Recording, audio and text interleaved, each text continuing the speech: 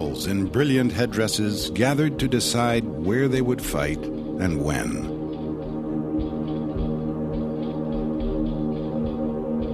Receiving the instruction, "Prepare for battle," warriors hurled taunts across the field. When their priests announced the time was right, the chants and whistles and war cries were amplified by conch shells and drums into a riotous din. Now came the attack. Volleys of stones were flung from slings. Spears and darts showered both sides. Then, breaking ranks, the soldiers flew at each other.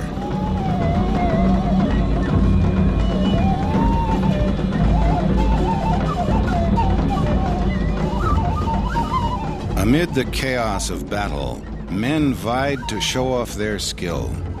The Aztec warrior fought as a solitary hunter, competing with his own kind for prey.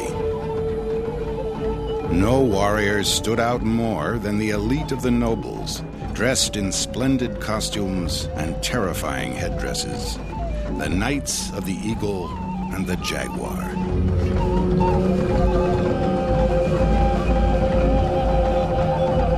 Adopting their bird's unwavering stare, eagle knights, bedecked with feathers, screamed as they swooped down on their foe.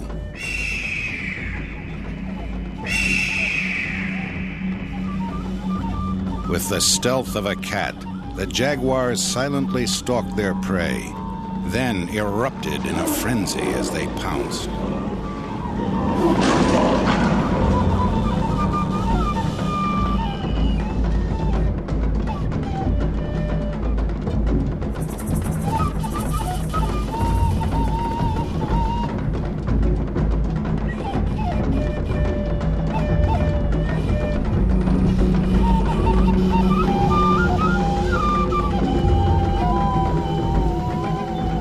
The fury of the onslaught broke the Mixtecs' ranks. The survivors fled into their city.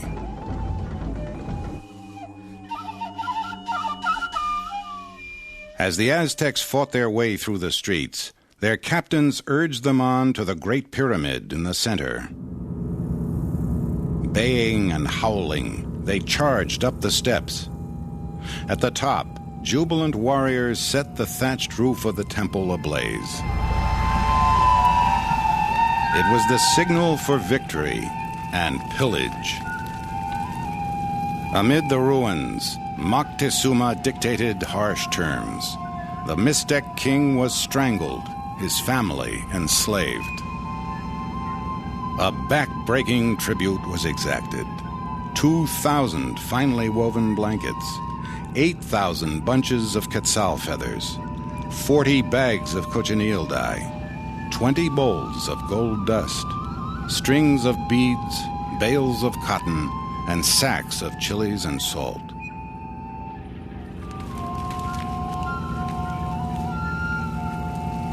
Behind the victors on their march home, a single file of captives dragged their feet through the dust, knowing their fate. On the next feast day honoring the sun god, prisoner after prisoner was led up the steps of the temple and stretched across a stone. Thrusting his flint knife under the victim's ribs, the priest reached in and tore out the heart. The proud captor was then handed a bowl of blood from his victim's chest. Dipping his fingers in it, he daubed it across the mouth of each stone idol in the temple. Once more, the sun god could do battle with the night, its thirst for the precious water quenched, until the next dawn.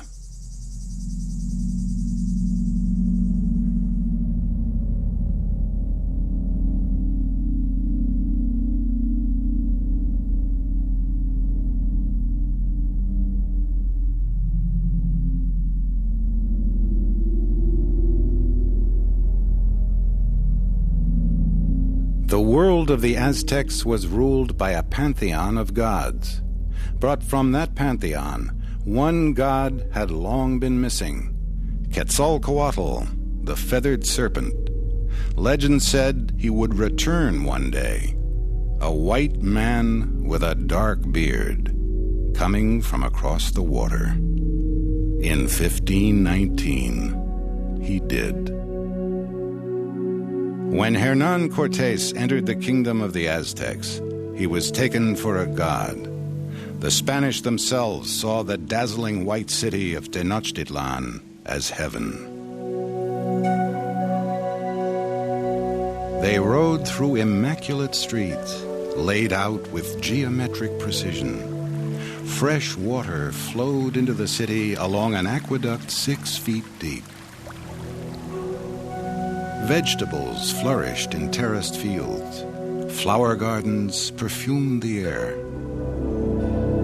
To the hard men from Spain, here was an Eden of leisure and luxury.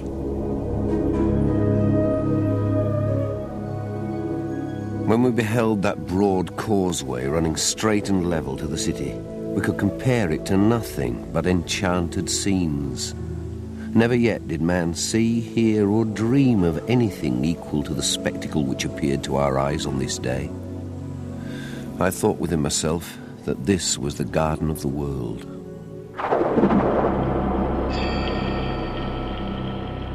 As the Spanish beheld this earthly paradise, they were watched by 10,000 ghosts.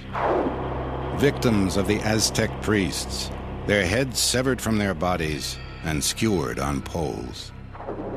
Revolted by their hosts, righteous in their cause, Cortés and a few hundred conquistadors set out to conquer the Aztec nation. Reaping the hatred the Aztecs had sown, Cortés found allies among their enemies.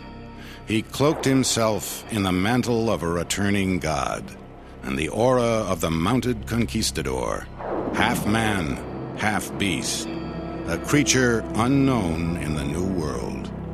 But he placed his trust in his cannons and muskets. The Spaniards came in battle array. The dust rose in whirlwinds on the road. Their spears glinted in the sun and their flags fluttered like bats.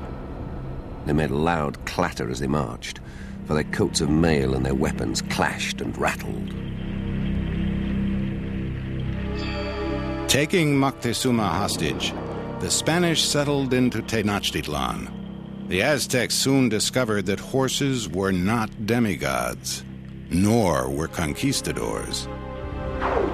Pursued by an army of thousands, the Spanish fled the way they had come, across the causeway, on a retreat they would call the Noche Triste, the sad night.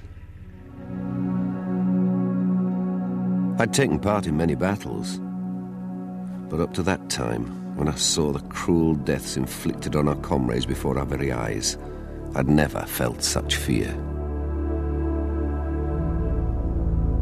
The Aztecs had expelled the false god, but the Spaniards left behind a weapon against which there was no defense.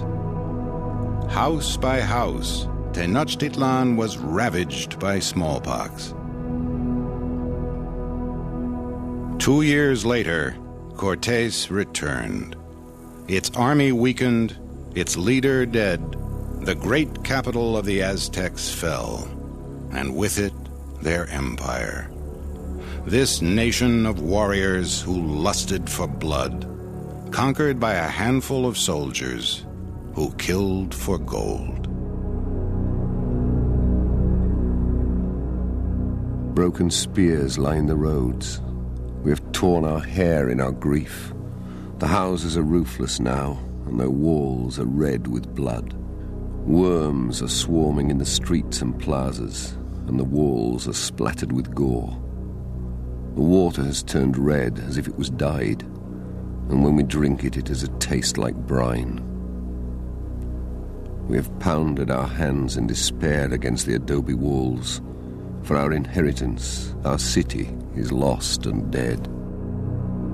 The shields of our warriors were its defense, but they could not save it.